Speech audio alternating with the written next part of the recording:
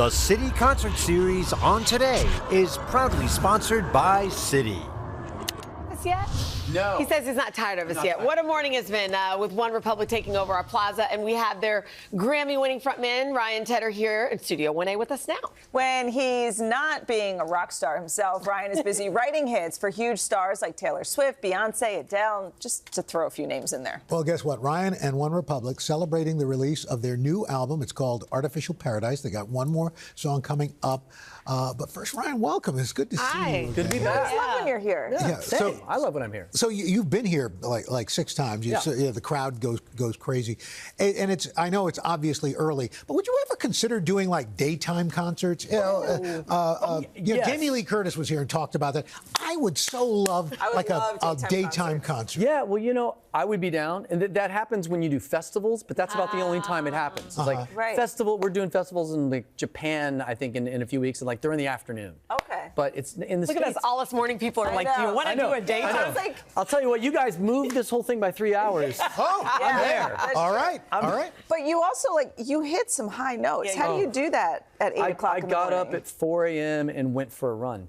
Ooh. Really? And a little trick for singers, getting the voice. I tried not to talk too much last night. I got up and ran a couple miles to get the blood flowing. That's the only cure-all I know for getting your voice active. Interesting. Don't drink too much, don't smoke.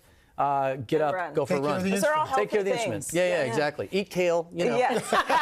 So the title of the new album, it's Artificial Paradise. Yeah. Can you explain the title to us? Yeah, so as we started writing it, really towards the tail end of COVID being over, so it's been 2.5 years, I just started noticing how everyone was kind of projecting their idealized artificial life across. We all live on the internet now. Sure. We can't say it's a thing. So social media just became so ubiquitous everywhere, and everyone kind of edits their life. They create their own artificial paradise, and the trick is trying to live up to that and see through that and not get lost in it. So that just kind of became this how do you talk about social media without saying it, and about the life that we live in the world we live in. And so it's the artificial paradise. I love that. I love that. So earlier you treated us to a performance of Counting Stars. It's so much fun to watch people of all ages and from all over the country, and everybody's just bopping at the same time. And I was thinking to myself, in that song, for me at least, that's when you guys were like, I was like, who is this? You know what I mean? Was it 10 years ago, I think? 10 years ago, exactly. Yeah. Did that song, was that one of those like, oh my gosh, here we go? It was a game changer. Yeah. We originally wanted, the average band lasts about 4 or 5 years. Oh, I didn't know that. We came out in 2007. It's been 18 years now.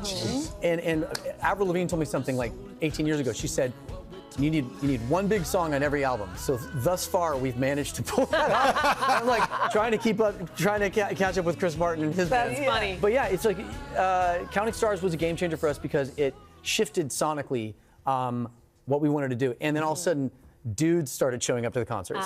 It was like very, very female, and then all of a sudden their boyfriends were like, oh yeah, we'll go to one concert. Cool. And it became cool, yeah. Yeah, you've worked with so many great artists, producing them, writing for them. Who's out there that you see that you'd love to collaborate with? There's always artists I'd love to collaborate with. I would say, there's artists like more avant-garde, like LCD Sound System and Vampire Weekend and bands like that I absolutely love. I would love to collaborate with Raul Alejandro, who you just had. I would love to collaborate with Rosalia, who is probably my favorite singer in the space right now. Wow. Sabrina Carpenter would be amazing. We played some concerts together last Christmas, and we talked about, in the hall passing, we were like, we should work together. Yeah. So we get Sabrina, if you're watching. See? Yeah. You put it out there. Do you have a Happens. song and then you're like, this would be perfect for this person? Or do you see the person and you go, oh, I see a treat, well, I'm inspired, let me write? It's kind of both. I do try to be, I try empathetic writing. So if I'm out of the OneRepublic world and I'm thinking about somebody else, I literally immerse myself and try to imitate them when I'm singing to a T.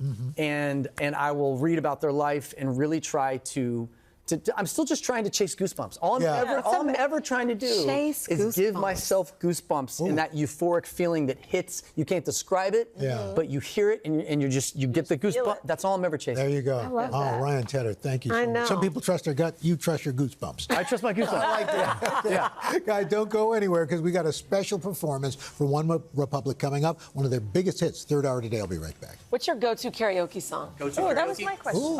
Queen, Bohemian Rhapsody. Oh, Hey, thanks for watching. Don't miss the Today Show every weekday at 11 a.m. Eastern, 8 Pacific on our streaming channel, Today All Day. To watch, head to today.com/allday or click the link right here.